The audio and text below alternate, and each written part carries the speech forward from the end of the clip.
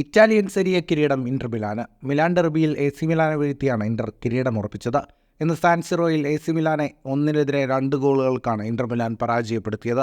ലീഗിൽ 5 മത്സരങ്ങൾ ശേഷിക്കെയാണ് Inter Milan ചാമ്പ്യന്മാരായത്. ഇന്ററിന്റെ 20ാം league കിരീടമാണിത്. പരിശീലകൻ സിമോൺ ഇൻസാഗിയുടെ കീഴിലെ ഇന്ററിന്റെ 6ാം കിരീടവും. ഇന്ന് മത്സരത്തിന്റെ 18ാം മിനിറ്റിൽ ഫ്രാൻസിസ്കോ സെർബിയും 49ാം മിനിറ്റിൽ മാർക്കസ് തുറാമുമാണ് ഇന്ററിനായി ലക്ഷ്യം കണ്ടത്. 80ാം മിനിറ്റിൽ ഫിക്കായോ ടോമോരി AC മിലാനായി 1 ഗോൾ മടക്കി. വിജയത്തോടെ ലീഗിൽ 33 മത്സരങ്ങളിൽ നിന്ന് 86 പോയിന്റാണ് ഒന്നാമതുള്ള ഇന്റർ മിലാനുള്ളത്. രണ്ടാമതുള്ള AC മിലാന് 69 പോയിന്റും. ഒന്നാമതുള്ള ഇന്ററിന് രണ്ടാമതുള്ള AC മിലാനേക്കാൾ 17 പോയിന്റ് ലീഡുണ്ട്. ഇനി ബാക്കിയുള്ള എല്ലാ മത്സരങ്ങൾ വിജയിച്ചാലും AC മിലാന് ഇന്ററിനൊപ്പം എത്താനാവില്ല. മത്സരത്തിന്റെ ഇഞ്ചുറി ടൈമിൽ താരങ്ങൾ 2 തവണ കയ്യാങ്കളിയിലേക്ക് നീങ്ങിയപ്പോൾ മിലാൻ താരങ്ങളായ തിയോ ഹെർണാണ്ടസ്, കലാബ്രിയ എന്നിവർക്കും ഇന്റർ താരമായ ഡുംഫ്രീസിനും റെഡ് കാർഡ് കിട്ടി പുറത്തു പോകേണ്ടി വന്നു.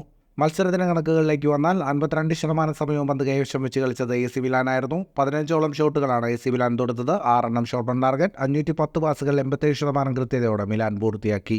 11 ഷോട്ടുകളാണ് ഇന്റർ മിലാൻ തൊടുത്തത്. 3 ഷോട്ട് ഓൺ ടാർഗറ്റ്. 480 പാസുകൾ 85% കൃത്യതയോടെ ഇന്റർ പൂർത്തിയാക്കി. ഫുട്ബോൾ ലോകത്തെ കൂടുതൽ വാർത്തകൾക്കും വിശേഷങ്ങൾക്കുമായി സ്പോർട്സ് കഫേ പോൾ തന്നെ സബ്സ്ക്രൈബ് ചെയ്യുക.